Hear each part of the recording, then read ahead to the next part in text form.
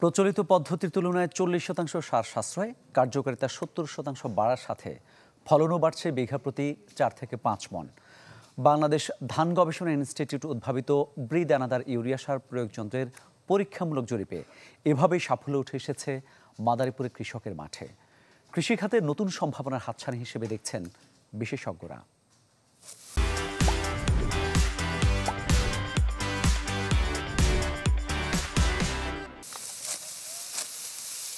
মাদারীপুরে চলছে আমন ধান কাটার ধুম।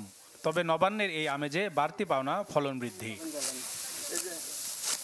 জেলার কুমিরপাড় এলাকার চাষিরা বলছেন, এই আমন ধান বোনার সময় সার প্রয়োগে আশ্রয় নিয়েছেন ব্রি দানাদার ইউরিয়া সার প্রয়োগ যন্ত্রের।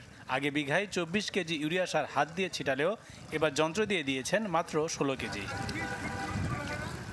এতে সারের খরচ কমলেও ফলন বেড়েছে বিঘায় অন্তত 4 মণ।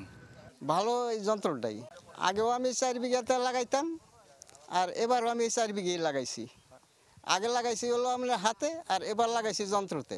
যন্ত্রপাতি যদি দাম কম থাকে, সহজলভ্য হয়, তাহলে আমাদের কৃষকদের জন্য খুবই উপকার হয়। বাংলাদেশ ধান গবেষণা ইনস্টিটিউট ব্রির বিজ্ঞানীরা বলছেন, নিজেদের উদ্ভাবিত এই যন্ত্রের মাধ্যমে ইউরিয়াকে জমির 7 থেকে 8 সেন্টিমিটার গভীরে প্রয়োগ করা হয়। ফলে নাইট্রাস অক্সাইড হিসেবে সারটি বাতাসে নির্গমন হয় না, বাড়ে কার্যকারিতা। তাদের গবেষণা বলছে, এতেই কমে যাচ্ছে অন্তত 40 ভাগ ব্যবহার। ফলে জলবায়ুতে কমছে কার্বন নিঃসরণ।